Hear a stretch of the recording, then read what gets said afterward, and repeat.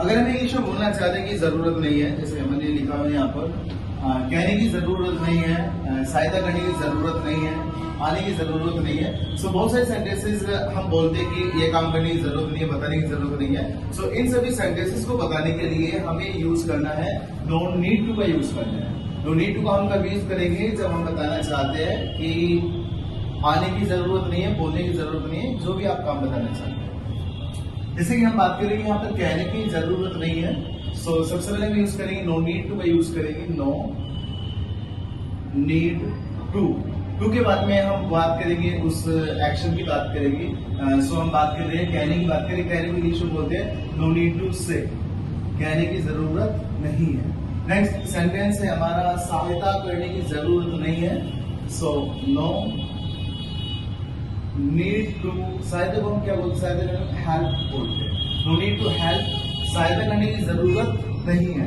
Next sentence है हमारा आने की जरूरत नहीं है, no need to come, come means आना, आने की जरूरत नहीं है, नो नीड टू कम। जाने की जरूरत नहीं है, नो नीड टू गो। पूछने की जरूरत नहीं है, नो नीड टू आस्क। बदलने की जरूरत नहीं है, नो नीड टू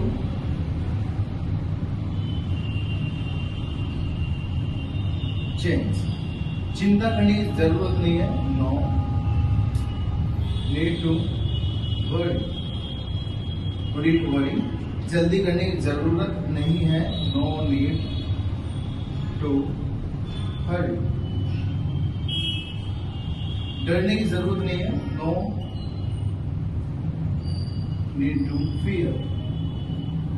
सो देखिए हमने अभी एग्जांपल्स देखे कि कहने की जरूरत नहीं, नो नीड टू से, मदद करने की जरूरत नहीं है, सहायता करने की जरूरत नहीं है, नो नीड टू हेल्प। आने की जरूरत नहीं है, नो नीड टू कम। जाने की जरूरत नहीं है, नो नीड टू गो। पूछने की जरूरत नहीं है, नो नीड टू आस्क।